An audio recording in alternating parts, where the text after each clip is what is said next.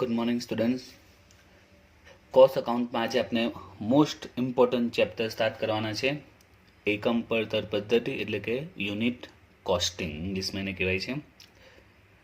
તો કોસ્ટનું આ chapter most important કહી શકાય છે. અત્યાર સુધી કોસ્ટમાં આપણે જે ચેપ્ટર જોયા છે, અગર મટીરિયલ અકાઉન્ટ, માલ સામાનના હિસાબો 1-2, મટીરિયલ અકાઉન્ટ 1-2 એમ, તો એમાં જે સમ આવતા હતા એ થોડા શોર્ટ હતા અને એક ફોર્મ્યુલા બેઝ જે પણ હતા તે સમાવેલા હતા. એમાં સૂત્ર પરથી આપણે દાખલા ગણતા હતા. આમાં એક એકચ્યુઅલી તમને લાગશે કે અકાઉન્ટનું ભણીએ છે જ્યારે આ ચેપ્ટર આપણે જોઈશું ત્યારે. અગાઉ જ્યારે આપણે ચેપ્ટર જોયા તો એક ફોર્મ્યુલા જેવું સૂત્ર જેવું આવતું હતું. ભાઈ અહીંયા આપણે ટોટલ જે અકાઉન્ટ્સમાં આપણે જે સ્ટેટમેન્ટ બનાવતા હતા, ખાતા બનાવતા હતા, પત્રક બનાવતા હતા, એ રીતે આપણે કામ કરીશું. સૌથી પહેલાં તો આપણે સમજીએ આ યુનિટ કોસ્ટિંગ એટલે શું, એકમ પડતર પદ્ધતિ એટલે શું, ક્યારે વપરાય, કઈ સિચ્યુએશનમાં વપરાય અને આ શું છે તે. તો જો આપણે કોઈ પણ બિઝનેસમાં આજે તમે વાત કરો, કોઈ પણ બિઝનેસ, કોઈ પણ એકમ લેવો તમે, પછી કોઈ પણ હોય. ફોર એક્ઝામ્પલ આપણે વાત કરીએ રિલાયન્સની કે પછી કોઈ પણ L&T, કોઈ પણ કંપનીની તમે વાત લો, બરાબર છે. કોઈ પણ કંપની, પણ દરેક કંપની આજે શું એવું જોવા મળે છે કે ઓનલી વન પ્રોડક્ટ, એક જ પ્રોડક્ટ બનાવતી હોય ના. આજે દરેક કંપની એકની 10, 15, 20, 100ની સંખ્યામાં, હજારોની સંખ્યામાં પ્રોડક્શન કરે છે. ફોર એક્ઝામ્પલ આપણે વાત કરીએ હિન્દુસ્તાન લીવર. તમને ખબર આપણા ઘરમાં જે પણ ભાઈ કોસ્મેટિક વસ્તુ આવે છે, સાબુ હોય કે એ સિવાયની પણ ઘણી વસ્તુઓ, તો મોટાભાગની હિન્દુસ્તાન લીવર બનાવે છે. તો વિચારો કેટલા પ્રકારની પ્રોડક્ટ બનાવે છે. ચલો હવે એને સાઈડ પર મૂકીએ, આપણે કોઈ પણ કંપનીની વાત કરીએ, બરાબર છે. કોઈ મોબાઈલ કંપનીની વાત કરીએ તો તમે જોઈ શકો છો મોબાઈલ કંપનીમાં ફોર એક્ઝામ્પલ આપણે લઈએ સેમસંગના મોબાઈલ. તમે જુઓ તો કેટલા મોડલ છે. મોબાઈલમાં પણ એના કેટલી વેરાયટી મળે છે, ટીવીમાં વેરાયટી મળે છે, બરાબર છે. તો સેમસંગ બી એક સાથે ઘણી વસ્તુઓ બનાવે છે. LGની વાત કરીએ, મોબાઈલ, ટીવી, વોશિંગ મશીન, બરાબર છે. તો એ લોકો એક સાથે ઘણી વસ્તુનું પ્રોડક્શન કરે છે અને એમાં બી અલગ અલગ મોડલ, અલગ અલગ વેરાયટીમાં. તો આવી સિચ્યુએશનમાં એ લોકોને એક પ્રોબ્લેમ તો આવતો હશે, એ છે એની કોસ્ટ કાઢવાનો, એનો ખર્ચો, કે આ વસ્તુ પ્રોડક્ટ કરવા માટે એકચ્યુઅલી કેટલો ખર્ચો થાય છે, બરાબર છે. તો આપણે યુનિટ કોસ્ટિંગમાં એકમ પડતર પદ્ધતિમાં આ સમજવાનું છે કે વસ્તુની જે કોસ્ટ છે એનો ખર્ચો કેટલો થયો, વસ્તુનું પ્રોડક્શન કરવાનો, વસ્તુ બનાવવાનો કેટલો એક્સપેન્સ થાય છે એ આપણે અહીંયા નક્કી કરવાનું આવશે. એટલે એ અર્થમાં આ કોસ્ટનું મોસ્ટ ઇમ્પોર્ટન્ટ ચેપ્ટર કહી શકાય. અને રિયલ લાઈફમાં પણ કોસ્ટ અકાઉન્ટિંગમાં એકમ પડતર યુનિટ કોસ્ટિંગ એ મોસ્ટ ઇમ્પોર્ટન્ટ પાર્ટ્સ ભજવે છે. તો આમાં કરવામાં શું આવે તે તો આપણે એક સિમ્પલ એક્ઝામ્પલ લઈએ. ફોર એક્ઝામ્પલ ધારો કે હું વિચારું કે આજે મારે ક્લોથ બનાવવા છે, કપડાં બનાવવા છે. મેં પ્લાનિંગ કર્યું કે મારે ક્લોથ બનાવવા માટે આખું જે યુનિટ કહેવાય એ આખું યુનિટ મેં બનાવી દીધું. એમ ક્લોથ બનાવવા માટે જે મશીનરી, જે પણ રિક્વાયરમેન્ટ છે, બરાબર, એક આખી મેં એક ફેક્ટરી લઈ લીધી કે જેમાં ક્લોથ બનાવવાના જે પણ મટીરિયલ્સ કે પછી જે પણ ફેક્ટરીમાં જે મશીનરી જોઈએ એ બધું કમ્પ્લીટ મેં લઈ લીધું. ઓકે, પરચેસ કરી લીધું. મારે પ્લાનિંગ છે મારે ક્લોથ બનાવીને વેચવા છે. તો આમાં મારે શું કરવું પડશે, એટલે કે મારે કોસ્ટ નક્કી કરવી પડશે. માની લો કે 1 મહિના, 6 મહિના, 2 મહિના પ્રોડક્શન કર્યું અને જે ક્લોથ તૈયાર થશે એની મારે પ્રાઇસ ડિસાઇડ કરવી પડશે. તો એના માટે પહેલાં તો મારે એ જાણવું પડશે કે આ ક્લોથ તૈયાર કરવામાં મને કેટલો એક્સપેન્સ થયો. તો ચલો આપણે એક નાનું એક્ઝામ્પલ એને સમજીએ કે આપણે ક્લોથ બનાવવું છે તો એમાં કઈ કઈ પ્રોસેસ થશે. તો આપણે ખબર છે ક્લોથ, કપડાં કેમાંથી બની શકે છે, તો એ આપણે ખબર છે કોટન એટલે કે કપાસમાંથી બની શકે છે, અથવા તો આપણે રેશમમાંથી પણ બની શકે છે. આપણે કપાસને લઈએ, ધારો કે આપણે કપાસમાંથી વિચારીએ છીએ કે કપાસમાંથી આપણે કપડાં બનાવવા છે, કોટનમાંથી બનાવવાના છે. ઓકે, કોટનના જે કપડાં આવે છે તે આપણે બનાવવાના છે. તો એના માટે સૌથી પહેલાં આપણે શું લઈશું, એનો કાચો માલ લઈશું, બરાબર, જેને કહેવાય છે રો મટીરિયલ. જો ધ્યાન આપજો, આખું તમને ચેપ્ટરનો કન્સેપ્ટ ક્લિયર થઈ જશે કોસ્ટ અકાઉન્ટિંગમાં યુનિટ કોસ્ટનો એકમ પડતરનો. તો સૌથી પહેલાં આપણે શું કરીશું તો આપણે એક કાચો માલ રો મટીરિયલ લઈશું. ઓકે, ત્યાર પછી આપણે શું કરીશું, રો મટીરિયલ લઈ લીધો, ત્યાર પછી એમાં બીજા નાના નાના એક્સપેન્સ લાગશે, અમુક નાના નાના પ્રત્યક્ષ ખર્ચા લાગશે. પ્રત્યક્ષ ખર્ચા એટલે ડાયરેક્ટ એક્સપેન્સીસ. તો કયા એક્સપેન્સ લાગે? તો આપણે જો રો મટીરિયલ લઈએ છીએ, કાચો માલ લઈએ છીએ, બરાબર છે, તો એને લાવવાનો ખર્ચો, જેને આપણે કહીએ છીએ આવક માલ કાળા ભાડું, બરાબર છે, એને લાવવાનો ખર્ચો, એની મજૂરી વગેરે, તો પ્રત્યક્ષ ખર્ચા, પ્રત્યક્ષ મજૂરી, ડાયરેક્ટ એક્સપેન્સ, ડાયરેક્ટ વેજીસ, એવા નાના મોટા ખર્ચા થશે. આપણે એક અમાઉન્ટ પણ લઈ લઈએ તો જેથી કન્સેપ્ટ હજી વધારે સારી રીતે ક્લિયર થઈ શકે. માની લો કે મેં 5 લાખ 5 લાખનું આ રીતે રો મટીરિયલ લીધું છે, એને લાવવાનો ખર્ચો, તેની પાછળ ઇન્સ્યોરન્સ કે જે પણ નાનો મોટો જે પણ ખર્ચો લાગતો હોય છે મટીરિયલ પરચેસ કરે છે તેમાં, ફોર એક્ઝામ્પલ ટેમ્પા ભાડું, ગાડા ભાડું વગેરે, તો એ માની લઈએ કે 10,000 થયો છે. સપોઝ 10,000 થયો છે, આપણે હમણાં સપોઝ કરીને ચાલીએ. ઓકે, તો આપણે રો મટીરિયલ લઈ લીધું, એની પાછળ એક્સપેન્સ પણ કરી દીધો, એટલે કે હવે આ જે પણ આપણે મટીરિયલ પરચેસ કર્યું, આપણે ધારો કે આ ફેક્ટરી છે, એ ફેક્ટરીમાં આવી ગયું. હવે અહીંયા શું થશે? તો કોમન છે, અહીંયા પ્રોડક્શન ચાલુ કરીશું. પ્રોડક્શન થશે આ ફેક્ટરીમાં, એટલે કે કારખાનામાં. તો કારખાનામાં, ફેક્ટરીમાં પ્રોડક્શન થશે એટલે એના બી એક્સપેન્સીસ લાગશે. કયા એક્સપેન્સ લાગશે? આપણે ફેક્ટરીના, કારખાનાના ખર્ચા લાગશે. તો કારખાનામાં કયા ખર્ચા થઈ શકે? વિચારો, તમે ફેક્ટરીમાં એનું પ્રોડક્શન કરશો તો કયા એક્સપેન્સ લાગી શકે? તો સિમ્પલ છે, એવા એક્સપેન્સ જે કારખાના સાથે, ફેક્ટરી સાથે રિલેટેડ હોય, તો એવા કયા હોઈ શકે? તો સિમ્પલ છે, તો કારખાનામાં આપણે જે ભાડું હોઈ શકે, એમાં વીજળીનો ખર્ચો, એમાં ઘસારાનો ખર્ચો લાગી શકે છે, એમાં જે મશીનરી હોય, મશીનરી રિપેરિંગનો ખર્ચો લાગે, મશીનરીનો ઘસારાનો, મશીનરીનો આપણે વીમો લીધેલો હોય.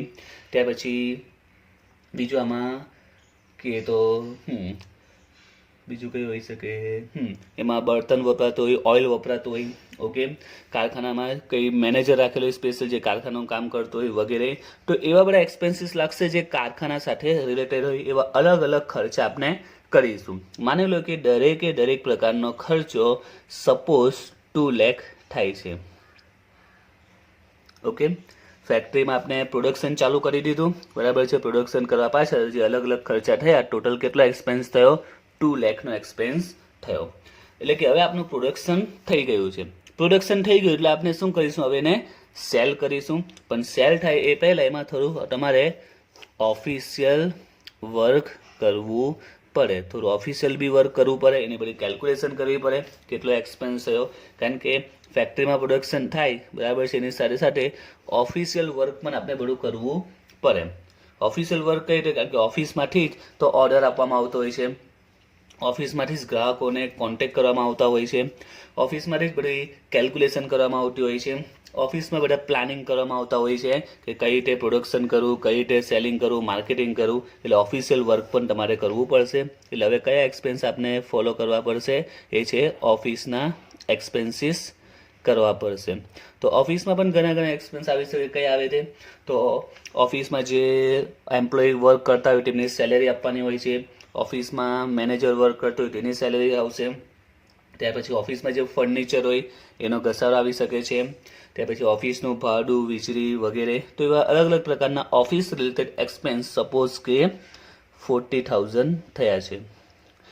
તો આપણે ફેક્ટરીમાં પ્રોડક્શન કરી દીધું, એને લગતી જે પણ ઓફિશિયલી વર્ક કરવાના હોય છે, ઓકે, એ પણ કરી દીધું. હવે આપણે સેલ કરવાના છે, તો સેલ માટે પણ આપણે એક્સપેન્સ કરવા પડે. યાદ રાખજો, સેલ માટે પણ આપણે એક્સપેન્સ કરવા પડશે. સેલ, વેચાણ કરવા માટે પણ એક્સપેન્સ કરવા પડશે. તો વેચાણ કરવા માટે પણ ખર્ચા કયા કરવા પડે? તો જો વેચાણ કરવા માટે આપણે એડવર્ટાઇઝ કરીએ છીએ, બરાબર, જાહેરાત કરીશું, સેલ્સ મેનેજર રાખીશું, સેલ્સમેન રાખીશું. ઓકે, તો આ રીતના પછી જાવક માલ, ગાડા ભાડું, તો આવા પણ આપણે ઘણા ખર્ચા કરવા પડતા હોય છે જે વેચાણ સાથે, સેલ્સ સાથે રિલેટેડ હોય છે. ઓકે, તો માની લો કે એવા એક્સપેન્સ થયા 50,000. ઓકે, તો અહીંયા આપણે વેચાણ કરવા માટે જાહેરાતો પણ કરી દીધી. આપણે જે પ્રોડક્ટ બનાવ્યા, જે કપડાં બનાવ્યા છે એને વેચવા માટે આપણે જાહેરાત કરી દીધી, ફૂલ માર્કેટિંગ કરી દીધી. એટલે બધા ખર્ચા પતી ગયા. હવે આપણે ફક્ત શું કામ રહ્યું? વસ્તુ વેચવાનું જ કામ રહ્યું. તો આપણે આટલા બધા ખર્ચા કર્યા, તો આપણે એ ચેક કરીએ ને કે આપણી પાસે ટોટલ કેટલા રૂપિયાનો આપણે એક્સપેન્સ થયો. આ જે કોટનના કપડાં બનાવ્યા એમાં ટોટલ આપણે 5 લાખનું મટીરિયલ લીધું, 10,000નો આમાં જે ડાયરેક્ટ એક્સપેન્સ થયો, પછી ફેક્ટરીના ખર્ચા થયા, ઓફિસના ખર્ચા અને સેલિંગના એક્સપેન્સ થયા. સેલ નથી, સેલિંગ એક્સપેન્સ છે, વેચાણના ખર્ચા થયા 50,000.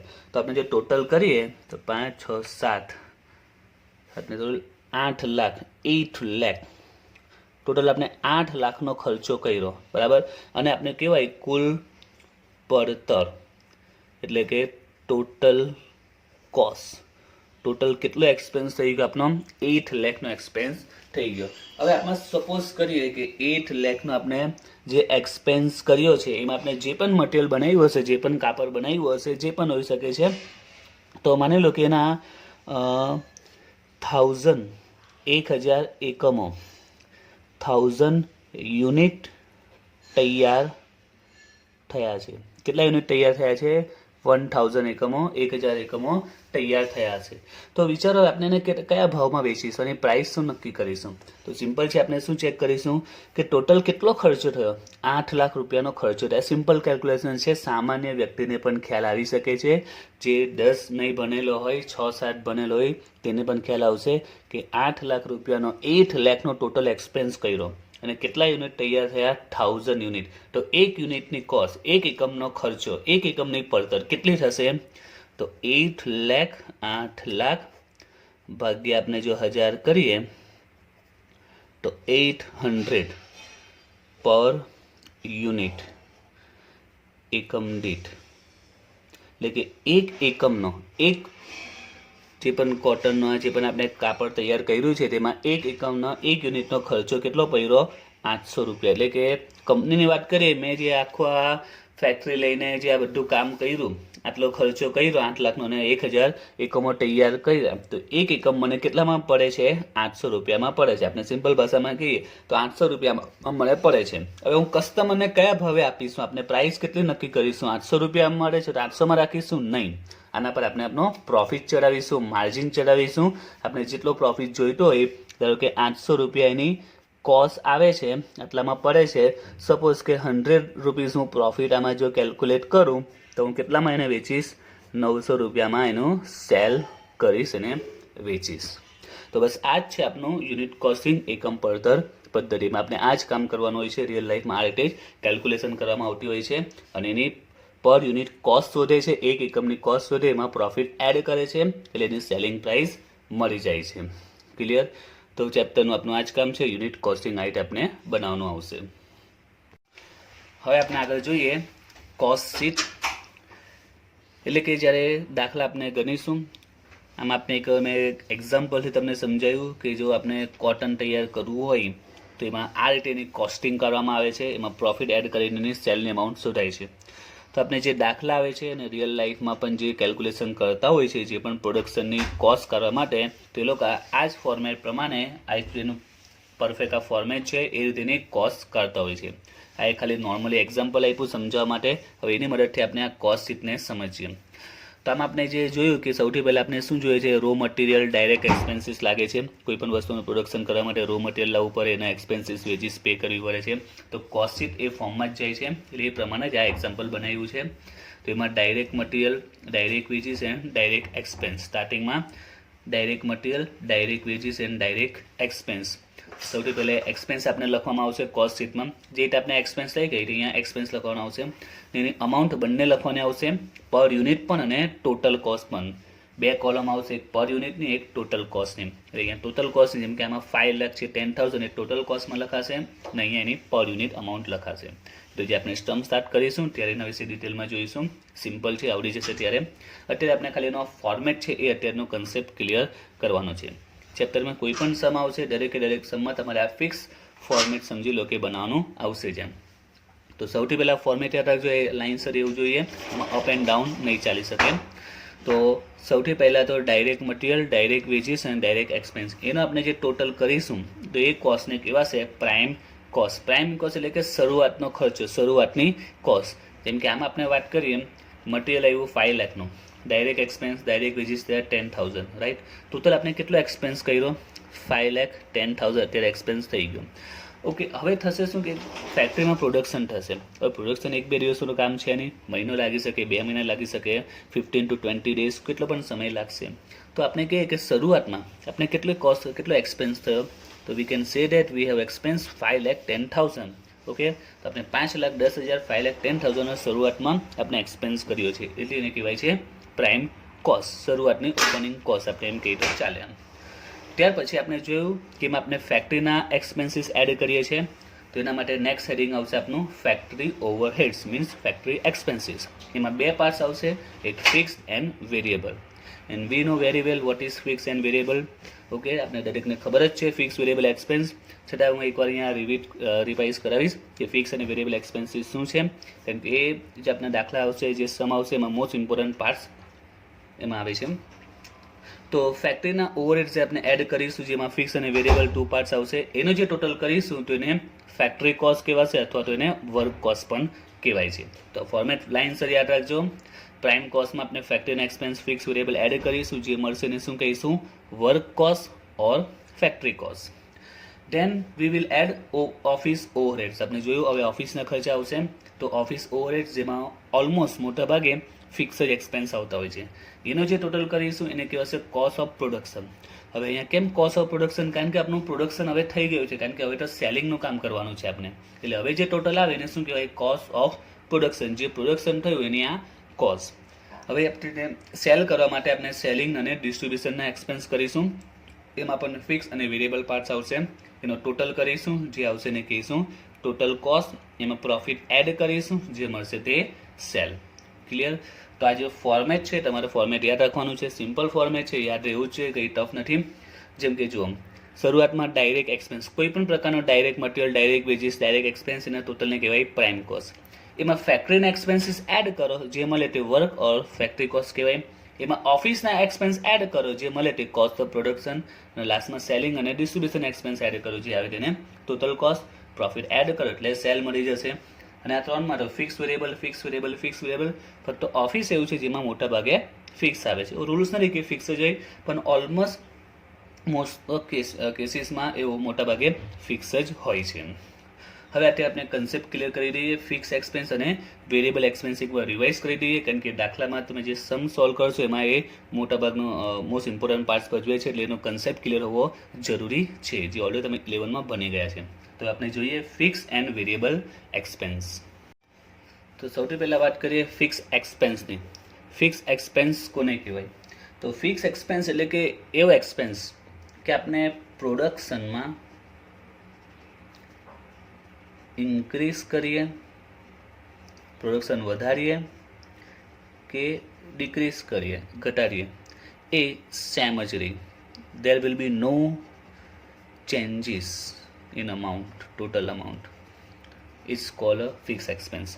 એ રીતનો એક્સપેન્સ કે તેમાં પ્રોડક્શનને કેટલું પણ કરો, ઇન્ક્રીઝ ડિક્રીઝ કરો, પણ એનો જે એક્સપેન્સીસ છે એ એઝ ઇટ ઇઝ છે, there is no change, same જ રહેશે. For example, factory rent. Suppose કે આપણી જે ફેક્ટરી છે એ આપણે રેન્ટ પર છે અને રેન્ટ છે 50,000 રૂપીઝ. સપોઝ કે 50,000 રૂપીઝ રેન્ટ છે. હવે આપણે ફેક્ટરી લીધી રેન્ટ પર અને પ્રોડક્શન કર્યું, ફોર એક્ઝામ્પલ 20,000 યુનિટનું પ્રોડક્શન કર્યું, તો આપણે રેન્ટ કેટલો આપીશું? 50,000, રાઈટ? 50,000 રેન્ટ ડિસાઇડ થયું એટલે 50,000 આપવું જ પડશે. Next month or next year આપણે 25,000 યુનિટનું પ્રોડક્શન કર્યું, કેટલું રેન્ટ આપવું પડશે? 50,000 આપવું પડશે. 50,000 યુનિટનું પ્રોડક્શન કર્યું, હવે કેટલું આપવું પડશે? તો હવે પણ 50,000 જ આપવું પડે. એ જે ફેક્ટરીનો ઓનર છે એ કેવા આવશે, ના તમે તો વધારે પ્રોડક્શન કરો, મને વધારે રેન્ટ આપો. નહીં, એકવાર રેન્ટ 50,000 ડિસાઇડ થઈ ગયું મંથલી, સપોઝ, તો આપણે મંથલી કેટલું બી પ્રોડક્શન કરીએ, માની લો આપણે 0 યુનિટ પ્રોડક્શન કરીએ તો પણ કેટલું રેન્ટ આપવું પડે? 50,000 જ આપવું પડે. ઓકે, તો ક્લિયર છે ફિક્સ એક્સપેન્સ. તમે પ્રોડક્શનને ઇન્ક્રીઝ કરો કે ડિક્રીઝ કરો, વધારો કે ઘટાડો, 50,000 ડિસાઇડ થઈ ગયેલે 50,000 મંથલી તમારે આપવા જ પડે, એમાં કોઈ ચેન્જીસ નહીં આવે. તમે 0 યુનિટ કેમ નહીં બનાવો, 50,000 તો આપવા જ પડે. It's called fix expense. Clear? હવે જોઈએ વેરિયેબલ એક્સપેન્સ. તો વેરિયેબલ એક્સપેન્સ કોને કહેવાય? તો સિમ્પલ એક્સપેન્સ આના કરતાં ઓપોઝિટ જાય. તમે પ્રોડક્શનને ઇન્ક્રીઝ કરો તો એક્સપેન્સ પણ ઇન્ક્રીઝ થશે, પ્રોડક્શનને ડિક્રીઝ કરો તો એક્સપેન્સ પણ ડિક્રીઝ થશે. ઓકે, વધારો તો વધે, ઘટાડો તો ઘટે. That's called variable expense. For example, factory light bill. ફેક્ટરીનું જે લાઇટ બિલ આવે, ઇલેક્ટ્રિસિટીનું બિલ આવે તે. For example, we have produce, આપણે પ્રોડક્શન કર્યું 5000 યુનિટ. 5000 યુનિટનું પ્રોડક્શન કર્યું એન્ડ બિલ આવ્યું છે સપોઝ 70,000 રૂપીસ આવ્યું છે. 5000 યુનિટ પ્રોડ્યુસ કર્યું છે એન્ડ બિલ ઇઝ 70,000. હવે સપોઝ કે આપણે 10,000 યુનિટ પ્રોડક્શન કરીશું તો શું બિલ 70,000 આવશે? નહીં. આપણું પ્રોડક્શન ડબલ થઈ ગયું છે તો બિલ પણ જે આવશે તે ઓલમોસ્ટ 70,000 છે તો ઓલમોસ્ટ 130-140 આસપાસ આવી શકે છે. We produce 20,000 unit, then the bill will be approximately 2 lakh or 250. Okay, આ રેન્જમાં આવી જશે બિલ. તો સિમ્પલ પોઈન્ટ છે કે તમે જો પ્રોડક્શન ઇન્ક્રીઝ કરશો તો જે લાઇટ બિલની અમાઉન્ટ છે એ પણ ઇન્ક્રીઝ થશે જ.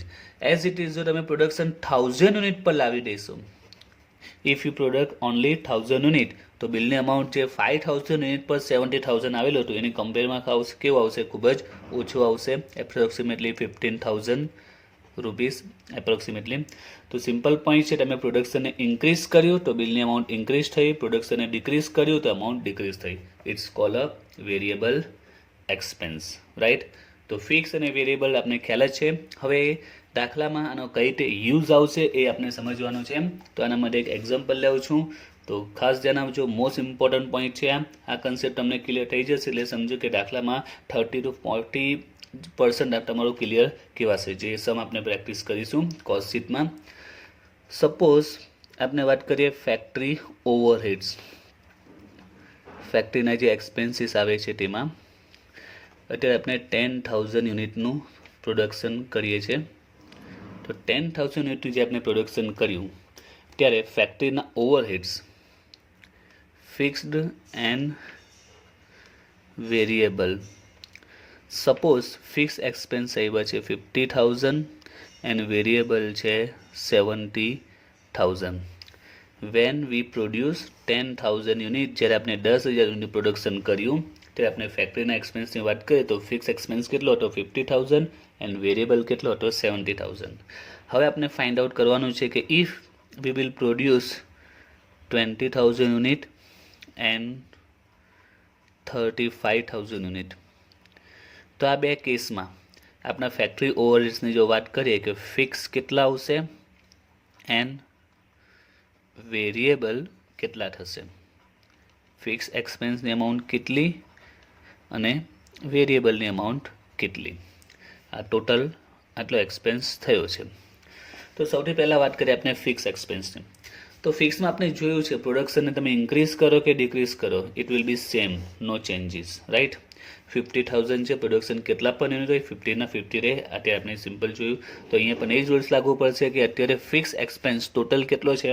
50,000 છે. 10,000 યુનિટનું આપણે જે પ્રોડક્શન કર્યું ત્યારે ફિક્સ એક્સપેન્સ 50,000 છે, ટોટલ 50,000 છે, બરાબર છે. 10,000 યુનિટના પ્રોડક્શનમાં ટોટલ ફિક્સ એક્સપેન્સ 50,000, યાદ રાખજો, ટોટલ ફિક્સ એક્સપેન્સ 50,000 છે. હવે આપણે 20નું પ્રોડક્શન કરીએ કે 35નું પ્રોડક્શન કરીએ, આપનો ટોટલ એક્સપેન્સ ફિક્સમાં કેટલો આવશે? 50,000 જ આવશે. તો ફિક્સ એક્સપેન્સનું કામ પતી ગયું, સિમ્પલ છે.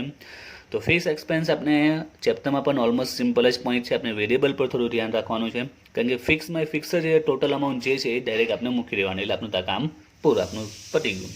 નાવ વેરિયેબલ ઇટ્સ ઇમ્પોર્ટન્ટ પોઈન્ટ કે વેરિયેબલની અમાઉન્ટ કેટલી આવશે, કારણ કે વેરિયેબલમાં આપણે જોયું ઇન્ક્રીઝ થાય તો ઇન્ક્રીઝ, ડિક્રીઝ થાય તો ડિક્રીઝ, તો આપણે ધ્યાન રાખવું પડશે. અત્યારે 10,000 યુનિટ આપણે બનાવીએ છીએ અને વેરિયેબલ 70,000 છે. હવે આપણે અહીંયા 20,000 કર્યા, 35,000 પ્રોડક્શન કર્યું છે, આપણું પ્રોડક્શન ઇન્ક્રીઝ થાય છે એટલે વેરિયેબલ પણ ઇન્ક્રીઝ થશે જ ને. બીજું એક એક્ઝામ્પલ લઈ લઈએ, આપણે 5,000 યુનિટ પણ લઈ લઈએ, 4,000 યુનિટ લઈ લઈએ. જો આપણે 4,000 યુનિટનું પ્રોડક્શન કરીશું તેમાં પણ ફિક્સ તો કેટલા આવશે? 50,000 જ આવશે.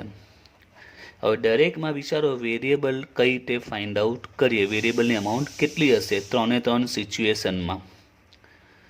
તો જો આના માટે એક સિમ્પલ કેલ્ક્યુલેશન છે, સામાન્ય બેઝિક નોલેજ છે જે સામાન્ય વ્યક્તિ પણ યુઝ કરી શકે છે.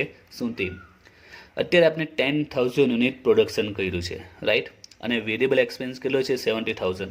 અને આપણે ખબર વેરિયેબલ એ ટોટલ પ્રોડક્શન સાથે રિલેટેડ હોય છે. જો પ્રોડક્શન તમે ઇન્ક્રીઝ કરો તો ઇન્ક્રીઝ થશે, ડિક્રીઝ કરો તો ડિક્રીઝ થશે. એટલે ટોટલ એનું રિલેશન કોની છે સાથે છે, પ્રોડક્શન સાથે. તો સિમ્પલ નિયમ છે કે 10,000 યુનિટનું પ્રોડક્શન કરવા માટે 70,000 વેરિયેબલ એક્સપેન્સ થયો. 10,000 યુનિટનું તમે જ્યારે પ્રોડક્શન કર્યું ત્યારે વેરિયેબલ એક્સપેન્સ કેટલો થયો 70,000. 10,000માં 70,000. હવે આ કેસમાં વાત કરીએ, આપણે 20,000 યુનિટનું પ્રોડક્શન કર્યું છે તો 20,000 યુનિટમાં કેટલા આવશે? ક્લિયર, સિમ્પલ બેઝિક પોઈન્ટ છે. 10,000માં 70, 20માં કેટલા? તો તમે કેલ્ક્યુલેશન કરો તો અમાઉન્ટ ડબલ થઈ જશે, તે આવશે 140. એ જ રીતે અહીંયા કેલ્ક્યુલેશન કરીએ તો આપણા યુનિટ અને વેરિયેબલ એક્સપેન્સ તો આપણે જોઈએ 10,000 યુનિટનું પ્રોડક્શન કર્યું ત્યારે એક્સપેન્સ કેટલો થયો વેરિયેબલ 70,000. હવે આપણે કેટલા યુનિટ બનાવીએ છીએ 35, તો 35 યુનિટમાં વેરિયેબલ એક્સપેન્સ કેટલો આવશે 35 × 70 / 10, તો અમાઉન્ટ આવે છે 2,45,000. ક્લિયર. તો આ સિમ્પલ બેઝિક રૂલ છે જે સામાન્ય વ્યક્તિ પણ સમજી શકે છે. એ જ રીતે લાસ્ટમાં 10,000માં 70 તો 4,000માં કેટલા? 10,000માં 70 તો 4,000માં કેટલા? તો આવે છે 28,000. ઓકે, તો આપણે સિમ્પલી કેટલા પણ પ્રોડક્શન કરીએ, કેટલું બી પ્રોડક્શન કરીએ, દરેકમાં આપણે વેરિયેબલની અમાઉન્ટ શોધી શકીએ છીએ, રાઈટ. તો આ રીતે ફિક્સમાં યાદ રાખવાનું, જે ટોટલ અમાઉન્ટ છે એઝ ઇટ ઇઝ લખી દેવાનું, જે વેરિયેબલ માટે સ્ટેપ મૂકીને આપણે કેલ્ક્યુલેશન કરી શકીએ છીએ. અને ખાસ યાદ રાખજો નેક્સ્ટ ટીવાયમાં પણ કામ પડશે. હવે હજી એક પોઈન્ટ સમજવાનો છે, આપણે જે કેલ્ક્યુલેશન કરી વેરિયેબલ ફાઇન્ડ આઉટ કરવાની, ખોટી નથી, સાચી છે, પણ આમાં થોડો ટાઈમ લાગી છે. હવે આમાં હજી આપણે થોડું શોર્ટકટ મેથડ યુઝ કરવાની છે. તો આમાં શું શોર્ટકટ મેથડ યુઝ કરવાની છે, તેમ તમારે પર યુનિટ અમાઉન્ટ ફાઇન્ડ આઉટ કરી દેવાની. વેરિયેબલમાં કઈ અમાઉન્ટ પર યુનિટ, એટલે કે જો વેરિયેબલ અત્યારે ટોટલ એક્સપેન્સ કેટલો છે 70,000. હવે બીજી રીત બતાવું છું ને, આપણે દાખલામાં એ યુઝ કરવાની છે. આ બેઝિક મેથડ આપણે યુઝ કરી તે મેં સમજાવી છે, પણ આપણે દાખલામાં આના કરતાં સિમ્પલ મેથડ ત્યાં કેલ્ક્યુલેશન કરવાની, જેમ આપણો સમય બચે એમ. તો જો કઈ રીતે, તો જો વેરિયેબલમાં 70,000 એક્સપેન્સ થયો છે, વેરિયેબલમાં એક્સપેન્સ કેટલો થયો છે 70,000, કેટલા યુનિટ 10,000. તો પર યુનિટ ફાઇન્ડ આઉટ કરવું હોય, ટોટલ એક્સપેન્સ 70,000 / 10 કરો તો પર યુનિટ કેટલા આવે 7 આવે. પર યુનિટ અમાઉન્ટ કેટલી આવે છે 7 આવે છે, રાઈટ. તો હવે જો આ બાકીના કેસીસમાં આપણે જે વેરિયેબલ એક્સપેન્સ શોધવાનો છે તો કઈ રીતે શોધવાનું, એકદમ સિમ્પલ સમજાવું છું. 10,000 યુનિટ બનાવ્યા, ટોટલ એક્સપેન્સ 70,000, આપણે પર યુનિટ ફાઇન્ડ આઉટ કરી નાખ્યો 70,000 / 10, તો 70 / 10 એટલે કેટલા આવ્યા 7 આવ્યા. હવે પોઈન્ટ સમજો, ફિક્સ એક્સપેન્સમાં ખાસ ધ્યાન આપજો. હવે ફિક્સ એક્સપેન્સમાં આપણે જે ટોટલ અમાઉન્ટ છે કેટલી 50.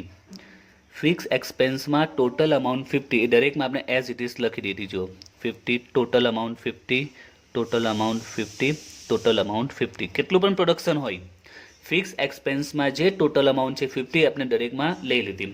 ફિક્સ એક્સપેન્સમાં જે ટોટલ અમાઉન્ટ છે 50 એ દરેકમાં એઝ ઇટ ઇઝ આવે છે.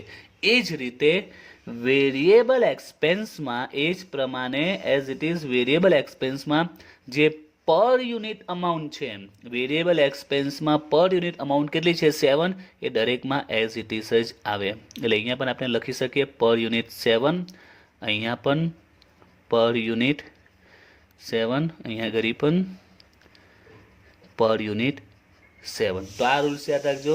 જે રીતે ફિક્સ એક્સપેન્સમાં ટોટલ અમાઉન્ટ દરેકમાં સેમ આવે, એ જ પ્રમાણે વેરિયેબલ એક્સપેન્સમાં પર યુનિટ અમાઉન્ટ બધામાં સેમ જ આવશે, બરાબર. તો આ નિયમ ખાસ યાદ રાખજો. ફિક્સ એક્સપેન્સમાં ટોટલ અમાઉન્ટ સેમ આવે, જ્યારે વેરિયેબલ એક્સપેન્સમાં પર યુનિટ અમાઉન્ટ બધામાં સેમ આવે.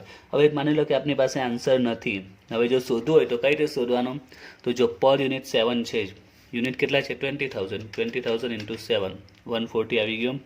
અહીંયા પણ ચેક કરો, પર યુનિટ 7 છે, યુનિટ છે 35, 35,000 × 7 245 આવી ગયું. લાસ્ટમાં પર યુનિટ 7, યુનિટ 4, 4 7 જા 28 આવી ગઈ અમાઉન્ટ. તો સિમ્પલી આપણે શોધી શકીએ છીએ. તો આ રૂલ્સ ખાસ યાદ આવવાનો છે. ફિક્સમાં કઈ ટોટલ અમાઉન્ટ સેમ રહે, વેરિયેબલમાં કઈ પર યુનિટ અમાઉન્ટ સેમ રહે છે. એમ પણ આપણે જે ફોર્મેટ છે તમને ફોર્મેટ બતાવ્યું તેમાં તમે જો તો આપણે પર યુનિટનું પણ આપણે એક કોલમ બનાવવાના જ છે. એટલે આના માટે આપણે કંઈ એક્સ્ટ્રા કેલ્ક્યુલેશન કરવાની નથી, પર યુનિટ બનાવવાના જ છે. તો આ રૂલ્સ તમારે ખાસ યાદ રાખજો. ફિક્સ એક્સપેન્સમાં શું યાદ રાખવાનું છે? તો ટોટલ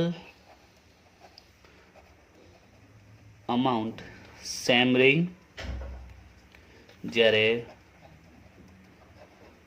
વેરિયેબલ એક્સપેન્સમાં જે પર યુનિટ અમાઉન્ટ હોય એ સેમ રહી છે. આ તમારે ખાસ યાદ રાખવાનું છે. ફિક્સ એક્સપેન્સમાં ટોટલ અમાઉન્ટ સેમ રહે, જ્યારે વેરિયેબલમાં પર યુનિટ અમાઉન્ટ સેમ રહે છે. તો આ બેઝિક કન્સેપ્ટ છે, ખાસ યાદ રાખજો. તમને આખું ચેપ્ટરમાં 30-40% આમાં ક્લિયર થઈ ગયું એમ સમજી લો. આ કન્સેપ્ટ સારી રીતે ક્લિયર થઈ જાય એટલે, અને નેક્સ્ટ યર ટીવાયમાં પણ એ તમને કામ પડશે જ. હવે એક લાસ્ટ પોઈન્ટ જોઈ લઈએ આપણે. શરૂઆતમાં તમને કીધું તે કે આ ફિક્સ ફોર્મેટ છે કોસ્ટ શીટનું. કોઈ પણ સમ ગણીશું આપણે આ ફિક્સ ફોર્મેટ એનું બનાવવાનું આવશે જ, અને આમાં બધા આપણે એક્સપેન્સીસ જ લખેલા છે, રાઈટ. હવે એક્સપેન્સીસ આપણે જોયા બે ટાઈપ્સના છે, એક ફિક્સ એન્ડ વેરિયેબલ.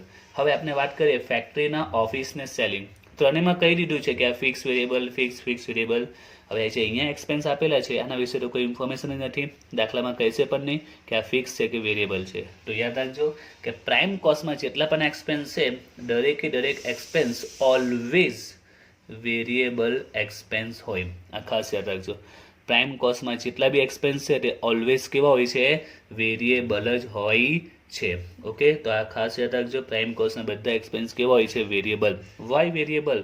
તો સિમ્પલ છે. પેલું એક્ઝામ્પલ સમજાયું શરૂઆતમાં કે 10,000 યુનિટ આપણે 5 લાખ આપણે રો મટીરિયલ લીધેલું હતું, રાઈટ. કેટલું રો મટીરિયલ લીધેલું હતું? 5 લાખનું.